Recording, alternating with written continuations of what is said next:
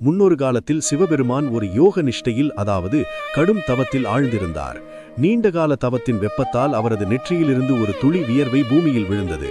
அந்த வியர்வை துளி சாதாரணமானதல்ல, அதில் சிவனின் ஆற்றலும் ஆக்கிரஷமும் நிறைந்திருந்தது.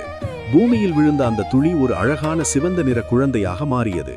பூமி தேவி அந்த குழந்தையை ஆசையுடன் எடுத்து தனது வளர்ப்பு மகனாக வளர்த்தார். பூமியால் வளர்க்கப்பட்டதால் இவருக்கு பூமிபுத்திரன் அல்லது பௌமன் என்று பெயர் வந்தது. ஒரு காலத்தில் சிவபெருமான் அந்தகாசுரன் என்ற அசுரனுடன் போரிட்டார். அந்த அசுரனின் ரத்தம் தரையில் விழுந்தால் அதிலிருந்து மீண்டும் 100 கணக்கான அசுரர்கள் தோன்றும் வரம் அவனிடம் இருந்தது. அப்போது செவ்வாய் பகவான் தோன்றி அந்த அசுரனின் இரத்த துளிகள் தரையில் விழாதபடி அவற்றை தனது சக்தியால் உறிஞ்சினார். இரத்தத்தை குடித்ததால் அவரது உடல் மேலும் சிவப்பு நிறமாக மாறியது.